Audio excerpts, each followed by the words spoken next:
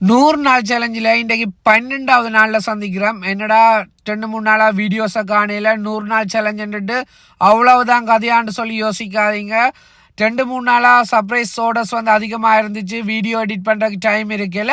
ஆனாலும் நாங்கள் எக்ஸசைஸ் பண்ணிட்டு தான் இருக்கிறோம். ஆனால் அதற்குரிய வீடியோவை எடிட் பண்ணி போஸ்ட் பண்ணுறதுக்கு எங்களுக்கு டைம் கிடைக்கல. இன்னும் நிறைய வீடியோஸ் வந்து பெண்டிங்கில் இருக்குது. அதாலான இந்த வீடியோ கொஞ்சம் 2 நாள் லேட்டாக வருது. நாங்கள் தொடர்ச்சியாக அந்த 100 நாள்னு சொன்னால் 100 நாள் நாங்கள் கட்டாயம் உடற்பயிற்சி செய்வோம். அதில் எந்த ஒரு மாற்றமும் இல்லை.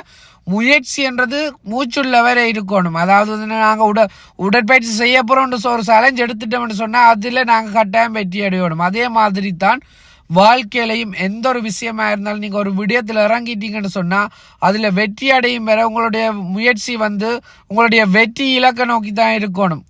என்னடா ஒரு நாள் வேலை செஞ்சிட்டோம், 2 நாள் வேலை செஞ்சிட்டோம், வெற்றிக்குரிய அறிகுறியே இல்லை, எங்களால் அடுத்த கட்டத்துக்கு போக முடியுதில்லைன்னு சொல்லிட்டு நீங்கள் உங்களோட முயற்சியை கைவிட்டீங்கன்னு சொன்னால் நீங்களும் மற்றவர்களை போல ஒரே இடத்துல தங்கி விடுவீங்க. வெற்றி அடைஞ்சவங்கள்ட்ட லைஃப் எடுத்து பாருங்க.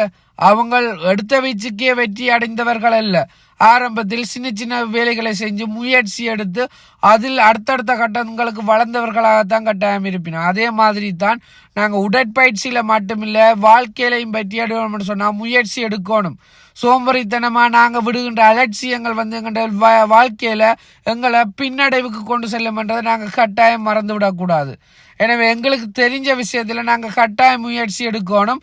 அதற்குரிய அடுத்த கட்டத்துக்கு வளர்றதுக்கு என்ன செய்யலாம், அதற்குரிய அறிவுரைகளை யார்கிட்ட பெற்றுக்கொள்ளலாம். எல்லா விஷயமும் எல்லாருக்கும் தெரியாது.